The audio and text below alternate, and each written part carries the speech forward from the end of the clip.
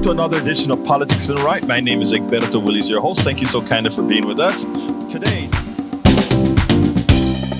Welcome to Politics Done Right. I am your host, Egberto Willies. This is a progressive program that will take the mystery out of politics. This is the program that will encourage you to make sure government becomes we the people. Whether you are liberal, progressive, conservative, or otherwise, you get to air your point of view. We are an independent media outlet that, unlike mainstream media beholden to corporations, we only owe allegiance to you. Remember, you can also send me a tweet at EGBERTOWILLIES. That is at Egberto Willies. Let us engage. It is Politics Done Right.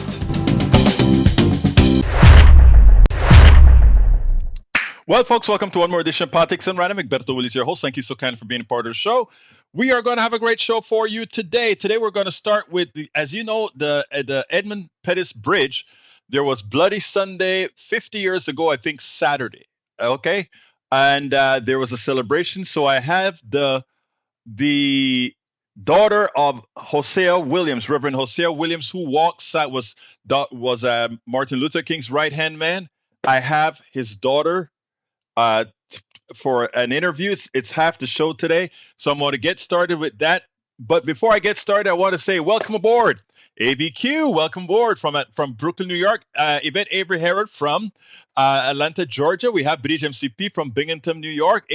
Patrick Magner from Houston. We also have Lee Grant from Montgomery County. Eric Hayes from Atascocita, Kingwood.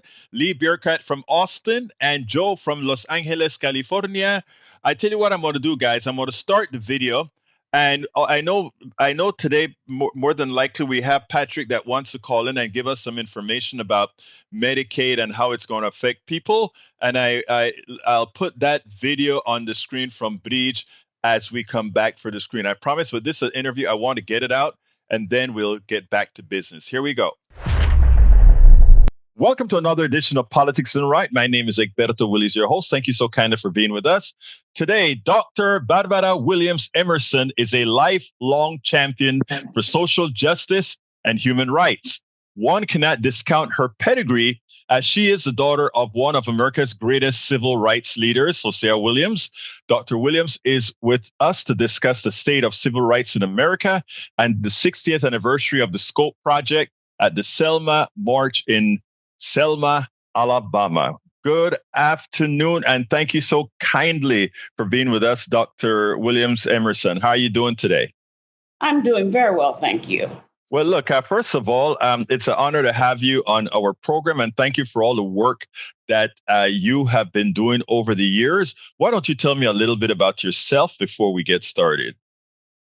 Well, I am as I was just saying before we started, March 4th is the day that gives the command that has followed me all of my life. Was my 77th birthday. So I'm celebrating the birthday this week. And I am in Selma and Montgomery. I'm in Montgomery right now for the celebrations, the reunion of the Scope Project. Scope was the Summer Community Organization and Political Education Project, which Martin Luther King established and gave my father the job of directing in the summer of 1965. And we are here it's the 60th anniversary of the participants in that project. And we will also be going for Thursday and Friday. And then on tomorrow, Saturday, we'll be going over to Selma, Alabama for the 60th commemoration of the Bloody Sunday March, which my father led across the Edmund Pettus Bridge, which was the impetus for the Selma to Montgomery March, which pushed the passage of the voting rights bill.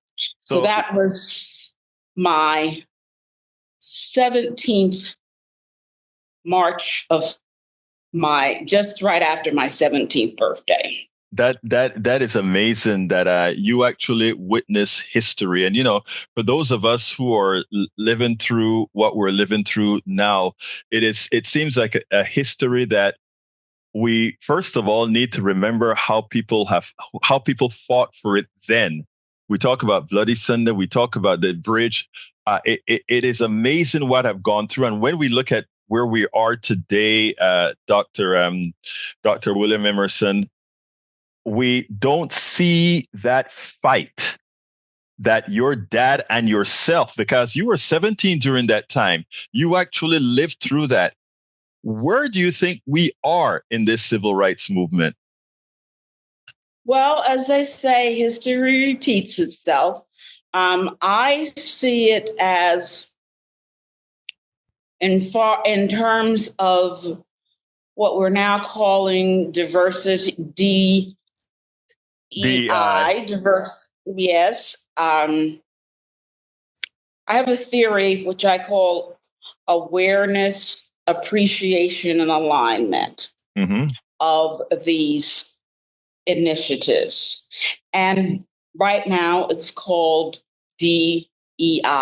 Before it was called at another point affirmative action or multiculturalism, civil rights.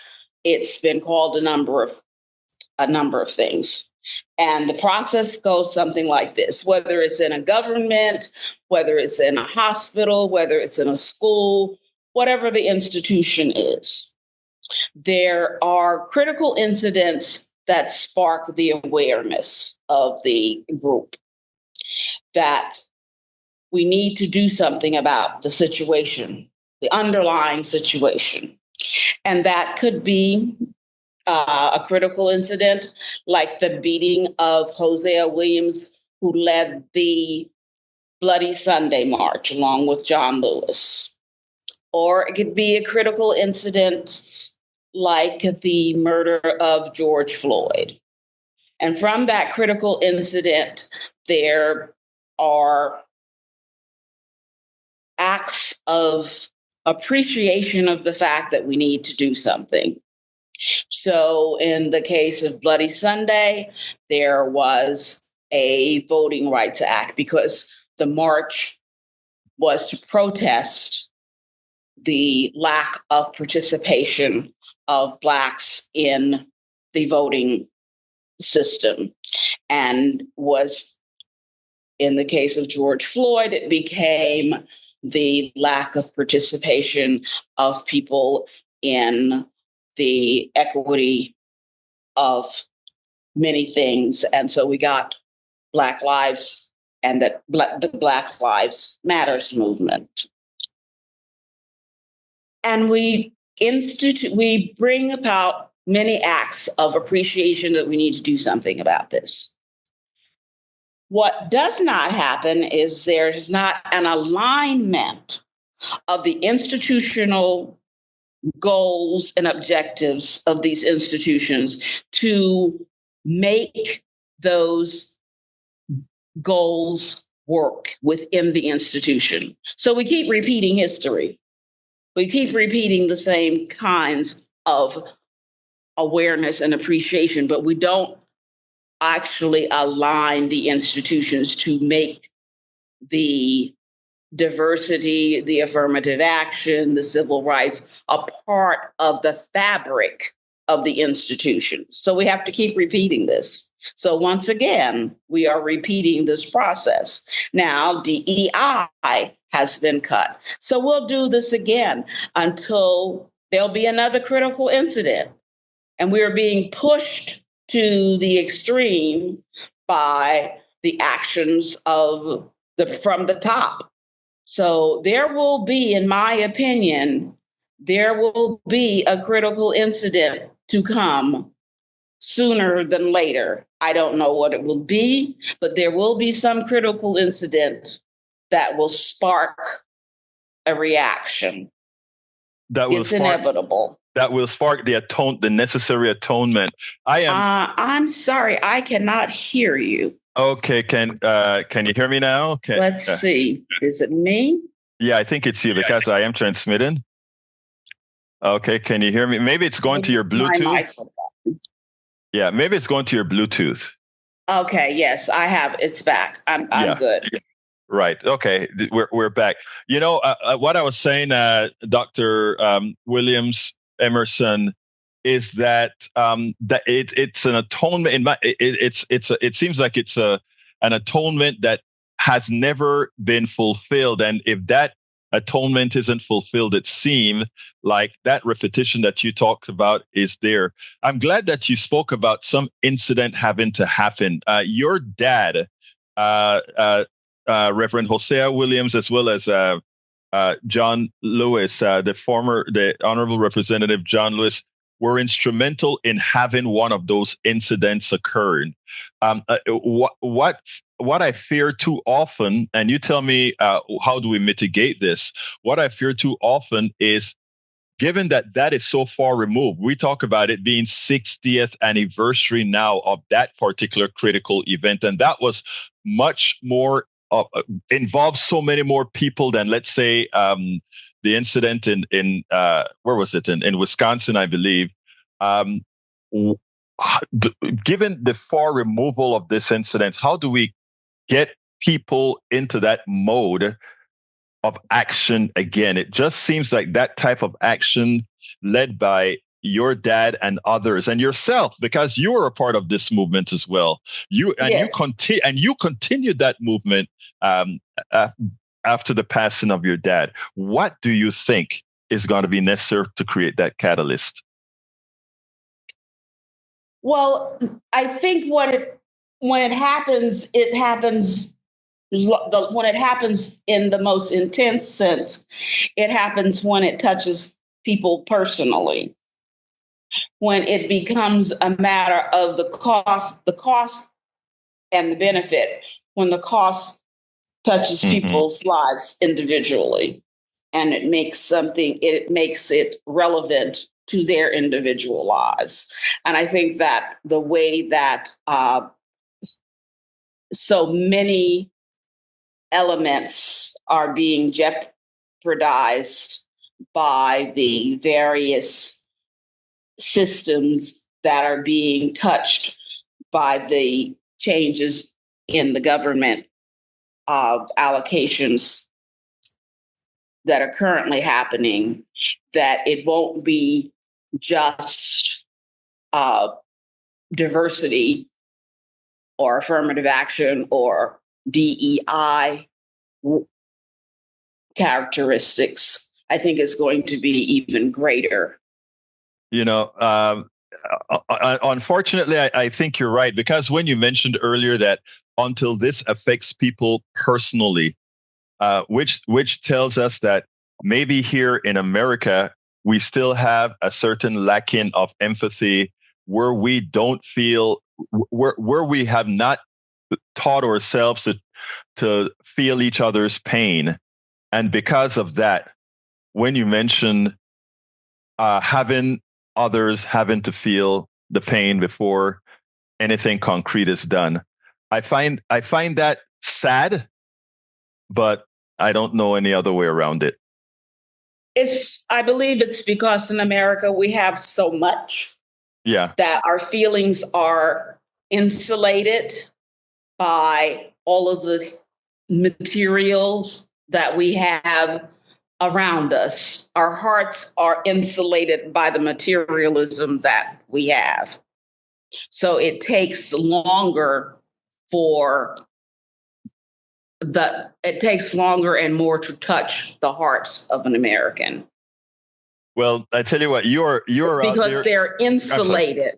Because our hearts are insulated by our materialism, because of the culture that we live in that promotes materialism as being more important than compassion.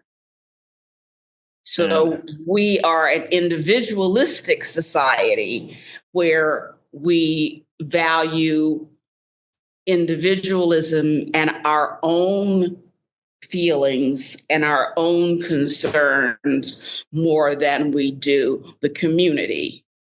So we are protective of our own needs and concerns first.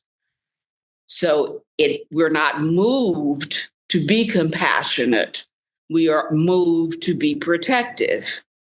So we don't see the need to act or to resist until it comes, as they say, until they come for you.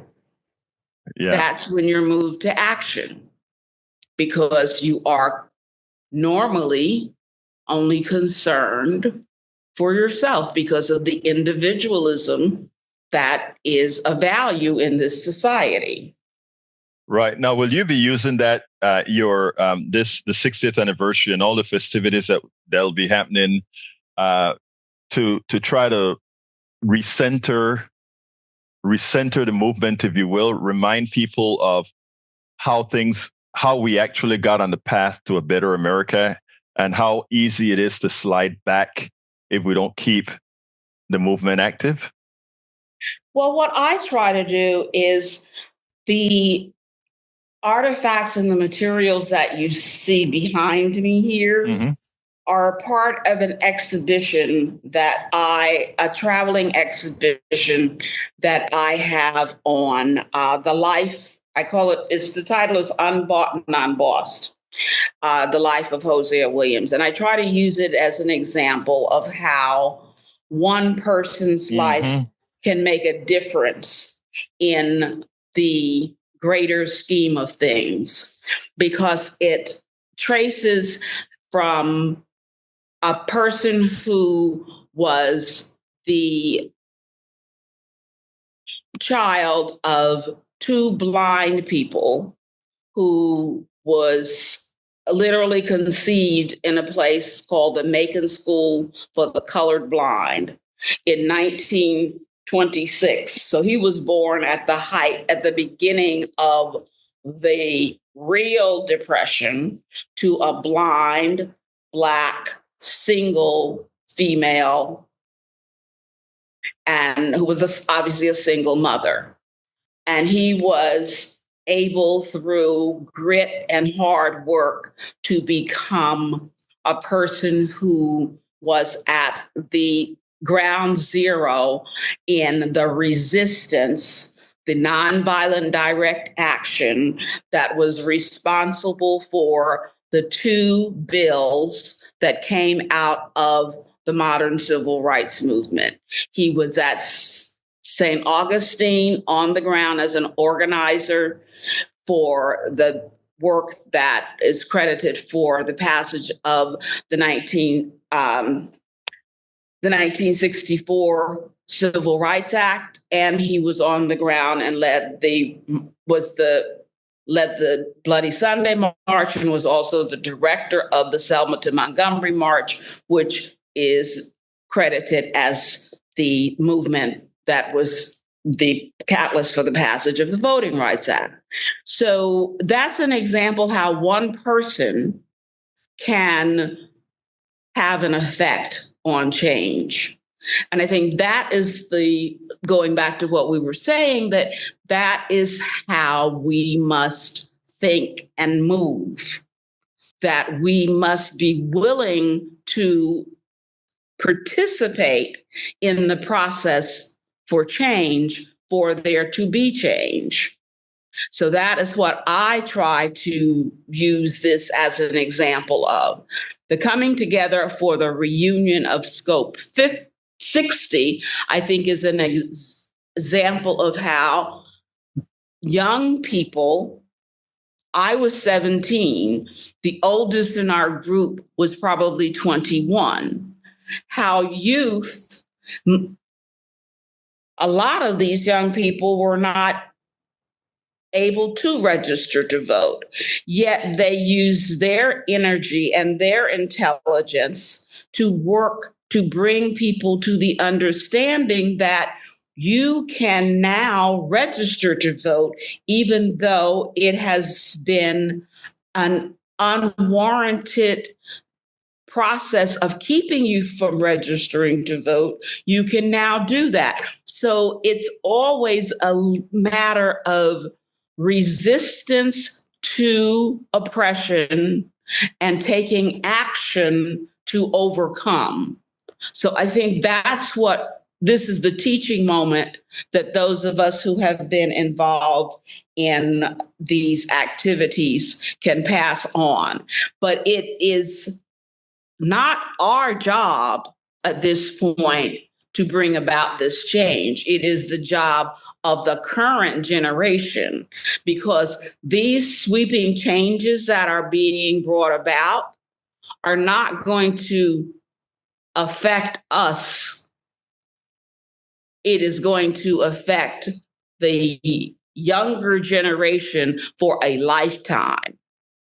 So it is their responsibility to wake up, put the phone down, put the video games down, and use that energy and that intelligence to resist what is going on, so that you are not in a position that when you do wake up and see what is going on, your freedoms, your liberties, and your resources have not been taken away from you. So I think that's what we can do with this kind of work. There are two major things that you said there that I think is very important for the young people to talk about. This exhibit, first of all, showing that what you actually had to go through to get these liberties that many still have, and two, that one person can make a difference. A lot of times people sit down and say, "What can I do?" And you just said it. The Reverend Hosea Williams didn't say, I can't do anything. He went out there and did it. And many people paid the price for it. So first of all, I want to, thank you for what you do in putting that out to ensure that our youth get the message. Tell us a little bit about You Came Here to Die, Didn't You? That is a book that's written by one of the Scope volunteers, and she's over in there having breakout sessions now. That's not something that I did. Okay, but it's one of the volunteers, and that was her book, and that statement was made to her, one of the white volunteers, and that statement was made to her by a white person, by actually a Black person in the community that she was assigned to as a volunteer, because they thought that this was entirely ridiculous, that these young white people should be coming into the South, into Black communities to do volunteer work. They were shocked. Yeah. They were shocked. They were shocked. Yeah. They were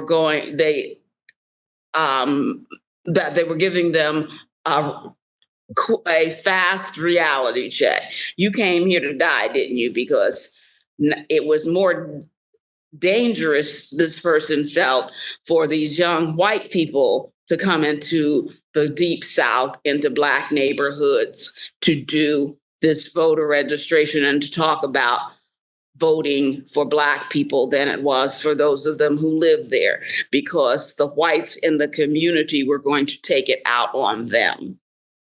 And it's amazing that, in fact, it did come to pass for a few of the students that did come from up north when they were found in the dam at the river.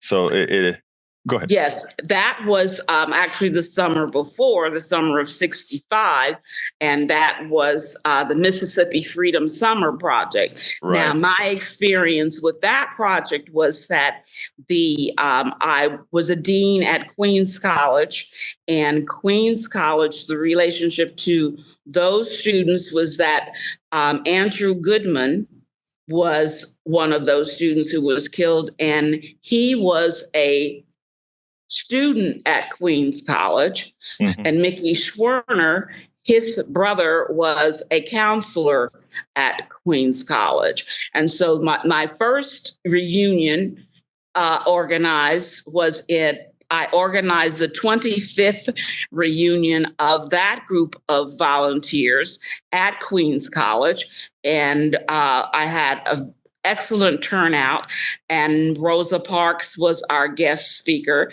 And when I sent out, I happened to be in Atlanta, and I said to someone who worked at the King Center that I was going to try to organize a reunion of those volunteers. And they said, oh, we just got a box of, and found in a garage in Mississippi, a box of papers that look like that they were the original applications for that project. And she said, do you want them? And I said, no, you keep them at the King Center. But could you give me the names? She says, you want the names and addresses? I said, no, they're not likely to be where they were living 25 years ago. I said, I work at a college, so I know what I need is give me the names and the colleges that they were at, because I know their alumni associations kept up with them. So I wrote letters to the alumni associations and told them that I was trying to find these people because they had been a part of this project, and I had got lots of responses. When I did get the addresses, and my secretary had typed the information at the top of the page, and when she gave it to me, I said, oh, everything is at the top. She says, well, you want me to retype it? I said, no, just say 25 years later, I want people to know, and then just put lines. Well, when we got the forms back, people had written on the lines, they'd written in the margins, they'd written on the back. So I took those comments of what they wanted people to know 25 years later and compiled them into a book of the Mississippi Freedom Summer Project. And as I said, that was the precursor to the SCOPE project. And that was sponsored by SNCC, the Student Nonviolent Meeting Committee. Right. And so Andrew Goodman's mother came, and we actually named the bell tower at Queens College for them, and Queens. So the highest point in New York City is named for the volunteers who were killed in Mississippi. Wow. And we had the 25th reunion, and that's how I then moved forward and did the 40th reunion of this group, and the 50th, and now the 60th. Well, look, I mean, this is you don't know the amazement that I have in listening to these stories, given the history. So I want to thank you for that. And I always end these discussions by asking, what should I have asked you that I didn't? What should you have asked me that you didn't? What kept me going? What has kept you going, my dear? What has kept me going is the love of working with young people. As you said, I have worked in higher education for all of these years, and that is the love, that is what has kept me going, is every year meeting new, young, vibrant, intelligent young people. Just before I came on here, I was with a young man, Dr. Rolandus Rice, who is 43 years old, and it just amazes me that you can have someone like this. He's a prime example. I loved working in higher education because I got to be around people like this. Dr. Rolandus Rice is, at 43 years old, is the vice president of Tuskegee University. He is also the biographer of Hosea Williams. Wow. So he has written a book, an excellent book, on, the title is Hosea Williams, A Lifetime of Protest and Defiance. And it was his dissertation for his doctorate at Auburn University. And he is the only second African American to get a doctorate in history at Auburn University, and he was a high school dropout. Wow. And he said when he was young, he used to drive by our house in Atlanta, and his mother would say, and many people would say that's that Jose Williams. He's crazy. Jose Williams is crazy. And he wondered why Jose Williams was crazy. And I always say he's crazy like a fox, but not a lot of people. Some people didn't understand his crazy. And so he said, as he was growing up, so when he had the opportunity to pick a dissertation topic, he was going to do his research to find out why. So as the executor to the Hosea Williams estate, I placed his papers, which turned out to be 120 linear feet of material, Wow. at the Auburn Avenue Research Library for African American History and Culture. And in it was an unpublished autobiography. So I was able to give Rolandus access to that. And so he wrote the biography using the autobiography as a primary source. So it is very interestingly written because the subject speaks for himself. And Rolandus has written it almost like a detective novel. And he has used an individual African-American person to tell the history, because my father was born in 1926 and died in 2000, to tell the history of African Americans during most of that century. And then he has placed the history of African American people in the history of U.S., in the context of U.S. history during that period. So it's like a circle that broadens, a historical circle that broadens out and showing the relationship between those parts. So working with someone with that kind of brilliance, you know, that saying that I am my ancestors' greatest dream. So working with young people and seeing their brilliance is what has kept me going. Dr. Barbara Williams Emerson, thank you so kindly for having been on Politics Done Right. And thank you for all the work that you do. And I hope those festivities celebrating Bloody Sunday, celebrating the march, etc., is as effective as it was 60 years ago. My pleasure. All right, folks, I hope you enjoyed that. But let me just say that I enjoyed speaking to her, like both off camera, off the part that's out, plus otherwise, because what you are listening to there is history. That is a woman who, with her dad, who walked right next to Martin Luther King on the Edmund Pettus Bridge as those evil cops were beating the crap out of John Lewis, the famous civil rights leader that recently died, as well as her dad, Hosea Williams, another right-hand man to Martin Luther King, as they were beaten, bloodied up on that bridge.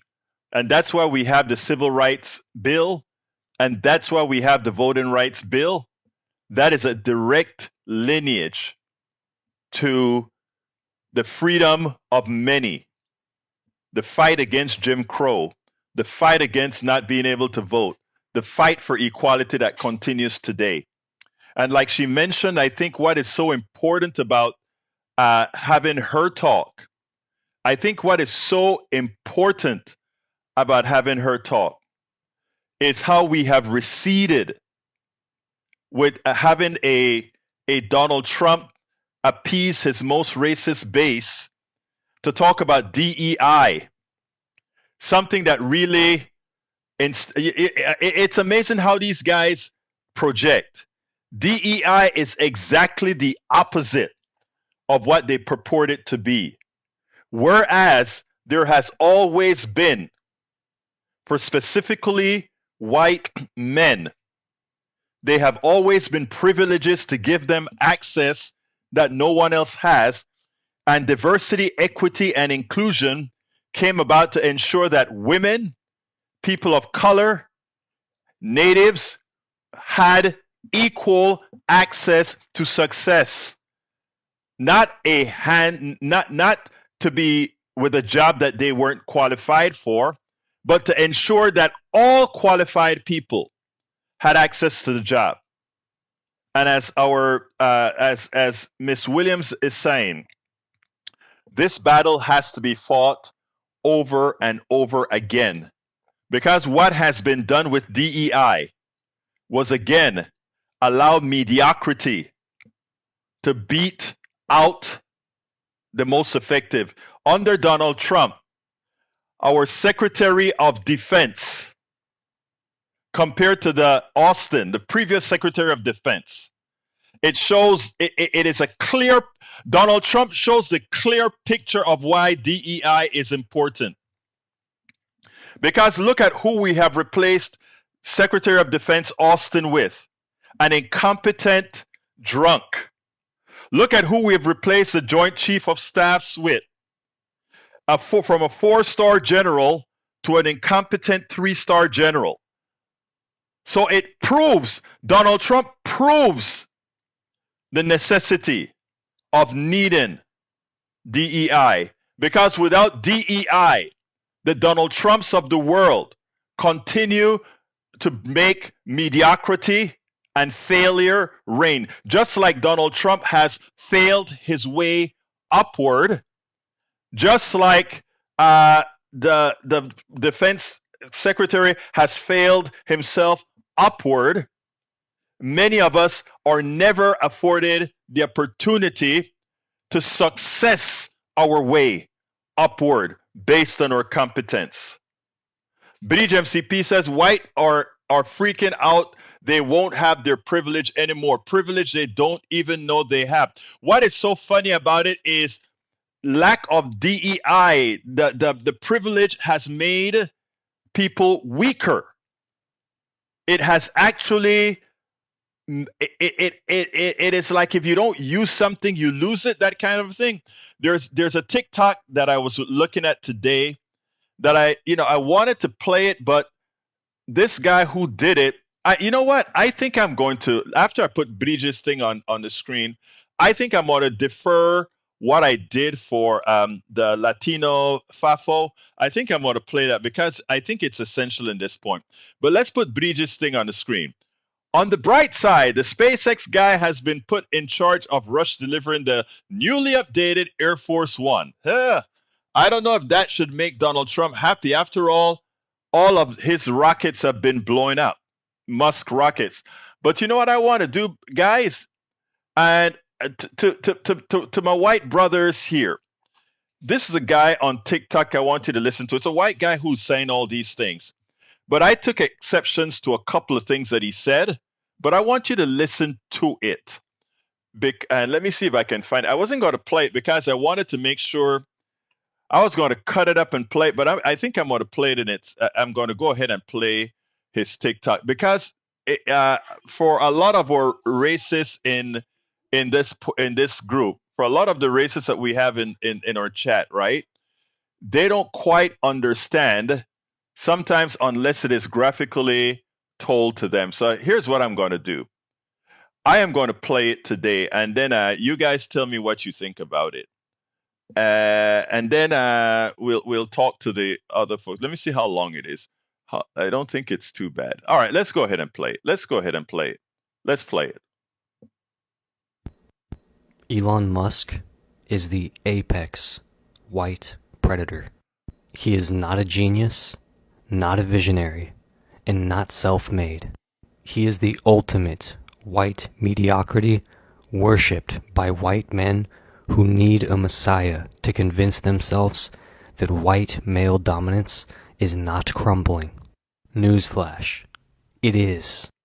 In reality, Musk is a government-funded welfare queen, a serial scam artist, and an overhyped, incompetent tech bro who continues to fail upwards because white billionaires, investors, and media refuse to let him die. If Musk were any other race, he would have been laughed out of Silicon Valley years ago. Instead, he's held up as the greatest mind of our time. Not because anything he's actually achieved, but because white people are desperate to believe the future still belongs to them. Musk did not create Tesla. Tesla was founded in 2003 by Martin Eberhard and Mark Tarpenning. Musk swooped in with the money, forced himself into leadership, and then erased the real founders from history. Tesla's actual engineers create its technology. Musk just takes credit for it. Musk did not create SpaceX's rocket tech. Everything SpaceX does is built on decades-old NASA and Soviet research. The actual SpaceX engineers do all of the work. Musk just plays visionary for the cameras. SpaceX survives off billions in US government contracts. Musk isn't a self-made space pioneer. He's a government-subsidized middleman. Musk's only real invention? Hype and bullshit. Every single idea he pushes is either a recycled, stolen idea from someone else, a fake, unworkable scam designed to hype up stock prices, or a half-finished, legally questionable death trap that never actually works. Hyperloop? A nonsense distraction meant to kill high-speed rail. Neuralink? A dystopian tech bro fantasy that killed monkeys in horrifying ways. Tesla Autopilot? A glitchy, deadly mess that's already killed people. Musk's entire reputation is built on one thing: white people's belief that a white, rich man must be a genius. Musk loves to scream about socialism and big government, but the truth is, he would be nothing without government funding. Tesla only survived because the government gave it a $465 million loan. SpaceX exists because of billions in Pentagon and NASA contracts. Musk's businesses get massive tax breaks, subsidies, and grants, meaning the government funds his so-called success. Musk hates government help, unless it's going directly into his pocket. He whines about welfare, but sucks up taxpayer dollars like a vampire. He attacks union workers while using government funding to avoid paying fair wages. He pretends to be an independent thinker, but relies entirely on state contracts to stay relevant. This is white capitalist hypocrisy at its peak. Steal everything from the public and then pretend like you built it yourself. Tesla is a mess. Cars catch fire, doors break off, software malfunctions constantly. Tesla is years behind on production targets, but Elon keeps lying about new breakthroughs. Autopilot crashes keep killing people, but Musk still sells it as nearly perfect. Twitter, X, whatever you want to call it. Are you kidding me? Musk paid $44 billion for a company worth half that. He fired the best engineers and replaced them with his yes men. He destroyed ad revenue, brought back Nazis, and turned Twitter into an unusable hellscape. The Boring Company? A total joke. His tunnel revolution is literally just a smaller tunnel with traffic jams. The Las Vegas tunnel is slower than walking. Every city that bought into his scam has nothing to show for it. SpaceX, running on fraud. Most of its innovations are just flashy PR stunts. Delayed projects, failed test launches, and government money keeping it alive. Musk promises Mars colonization, but can't even land a contract to send people to the moon. If Musk were anyone else, he would be considered a disaster CEO whose companies are collapsing under his stupidity. But because he's a rich white man with a god complex, the media still props him up as a genius. Musk is not self-made. He's not smart. He's just a spoiled white billionaire who was handed his success. He was born into apartheid wealth. His family was rich off South African emerald mining, meaning he never had to struggle. His father literally owned an emerald mine, so Elon was never self-made. Every time he fails, white media protects him. When Tesla is in crisis, they call it growing pains. When Twitter crashes, they say he's revolutionizing social media. When his companies bleed money, they say he's playing the long game.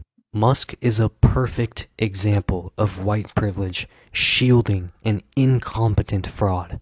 White tech bros worship him because he is their last hope. They need to believe a white man is still the future. They need him to be a genius, because if he's not, then white men aren't the most powerful people in tech anymore. Musk's cult ignores reality. They pretend his endless failures don't exist. They attack anyone who criticizes him.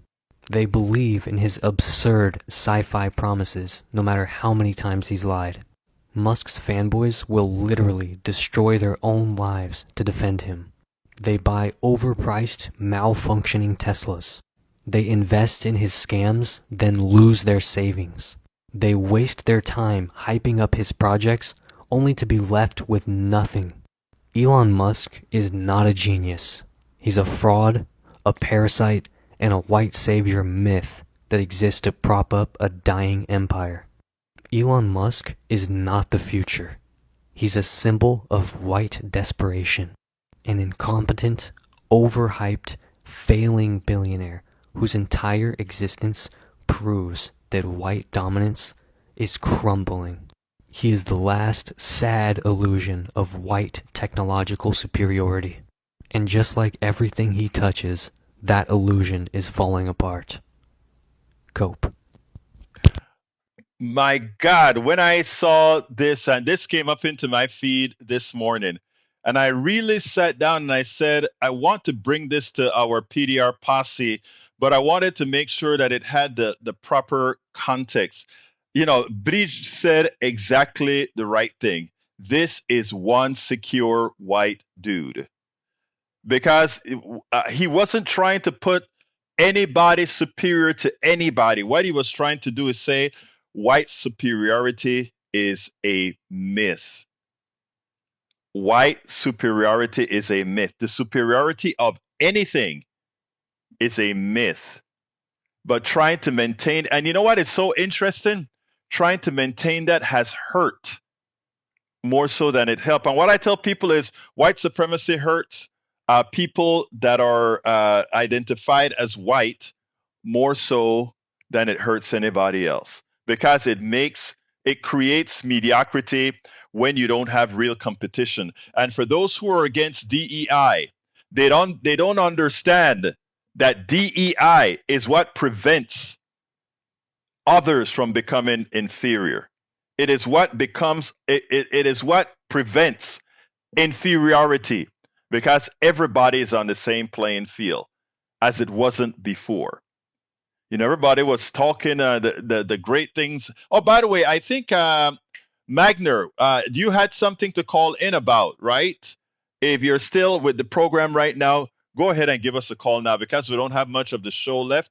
But I was going to talk about the Latino guy that was, let's see, he's correct about the Tesla computers, because I own one. When I had full self-driving, the car was fine. But if you try using semi-autonomous, the car will damn near kill you. You know, that is amazing. All right, let's go with Ray Brackens. Hey, Ray, how you doing, my dear brother?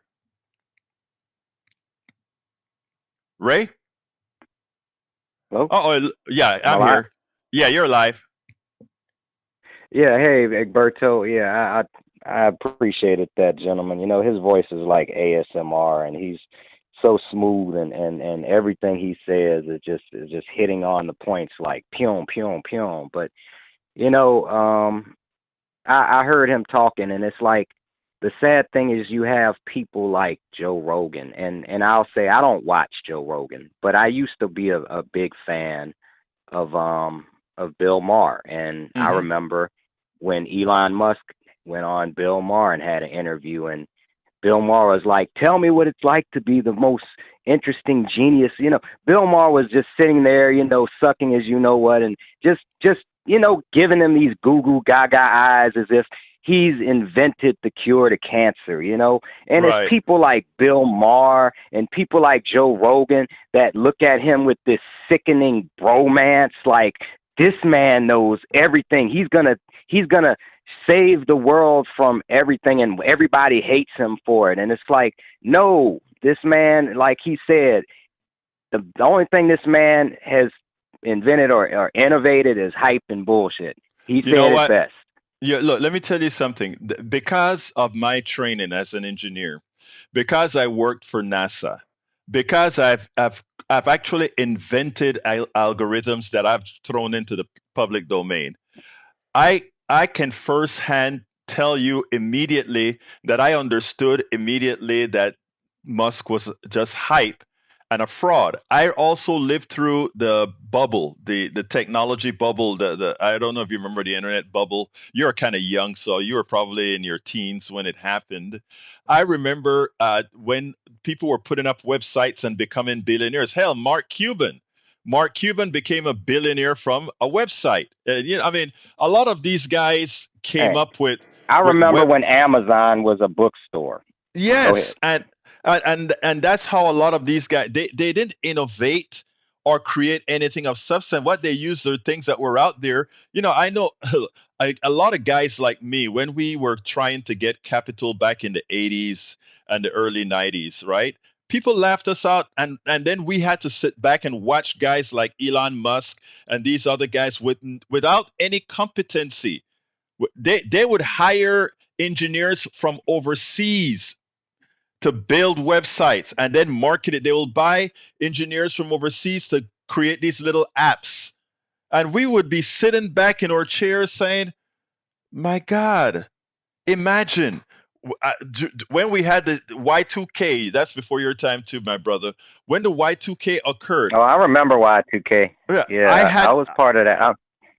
right. My products were built in the middle 90s, and I we had figured out Y2K a long time ago. We knew it wasn't an issue. So when all these other companies were ripping off other companies about changing your software for Y2K, anybody of a limited degree of intelligence who wrote software in the 1980s knew that we were going to have a turnover in 2000, and the software took that into account. Yet a lot of people made billions of dollars, and I'm not kidding you, billions of dollars by telling companies of incompetence. And that's what I tell when I tell people that there are not a lot of folks that are, capitalism is made of a whole bunch of incompetent business people, because you have a group of business people telling another group of business people that Y2K is occurring and this is going to be a problem. And they just say, okay, what do I need to fix it?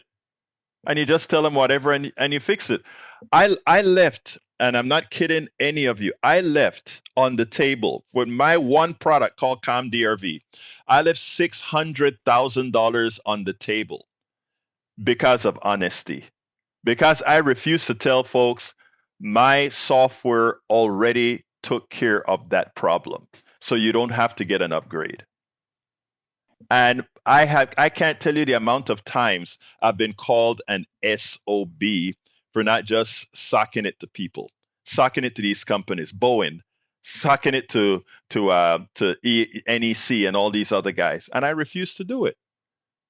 But hey, Yeah, I mean, you found another way to contribute, and I just want to say, as a person who was a computer user back then, thank you, Egberto, for doing what you did and contributing, because I remember on December 31st, 2000, nothing happened, and that's probably a lot to do with what you had done. So well, thank you that for that. it was hard, but thank you, my brother. I appreciate you calling. I thought I was going to hear from Magner, but I guess he left the call today since we didn't start with that subject.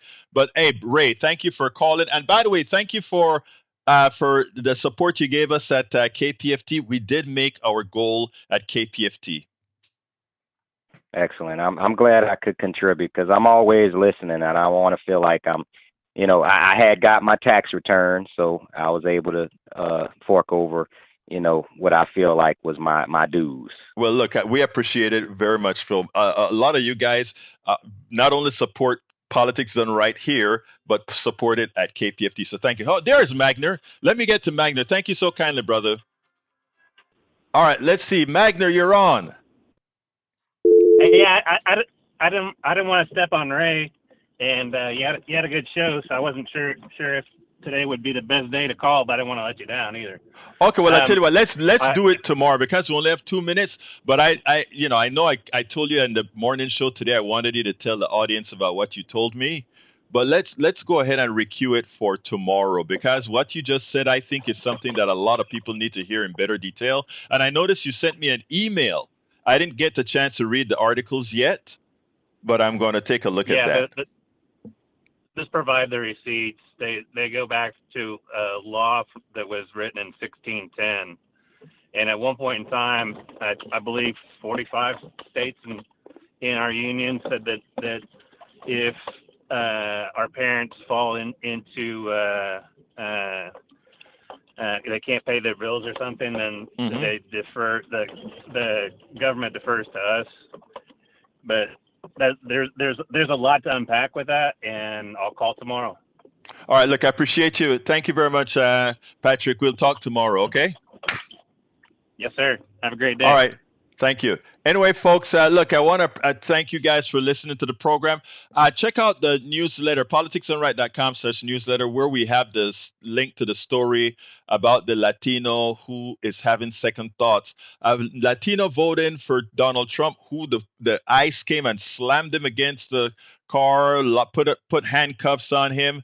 But like I told folks, if you are a native-looking Latino, not a blue-eyed blonde Latino, but a native-looking Latino, what do you think's going to happen for you? And there are so many who decided, the men specifically, I am a Trump guy because of their machismo and racism. I'm a Trump guy. Now they're seeing that Trump doesn't look at them as one of their own at all. Anyway, folks, I'm at the air part of the show. I'll read the comments a little later. Shakula, hairstylist. Welcome to Politics Done Right. I don't think I called you out before, nor did I call out Billy Ray. Let's see who else I missed. If I missed you, forgive me. I think I saw who else. Anyway, please support the program however you can, my dear brothers and sisters. The way to do it is to become a paid subscriber of our Substack newsletter called Egberto on the Run, or Egberto Off the Record. Please go ahead and do that at politicsdoneright.com/support. politicsdoneright.com/support. Go ahead and click that. If you are listening to us on Substack right now, you can just go ahead and join. Click and subscribe. Become a paid subscriber if you really want to help what we're doing. I have a newsletter that I'm almost done writing as far as my disappointment with what the Democratic Party is doing as far as activism and what I think our activist organizations should be doing now and what we as individuals can actually do. I'll be sending that out sometime this afternoon. But please consider becoming. First of all, if you're on Substack right now on the application, just go ahead and join. Subscribe to the newsletter. If you're not, just go to politicsdoneright.com/newsletter and become a paid subscriber if you have the wherewithal to do so. Anyway, thank you all for being here. My name is Egberto Willies. This is Politics Done Right. And you guys know how I end this baby. I am what? Out!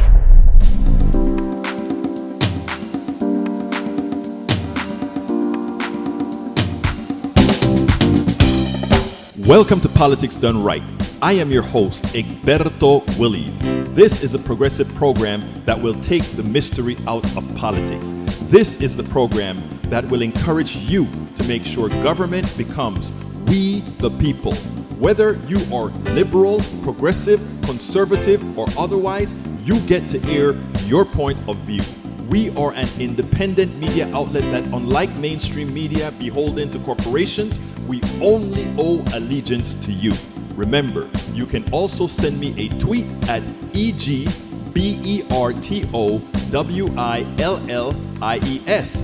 That is at Egberto Willies. Let us engage. It is Politics Done Right.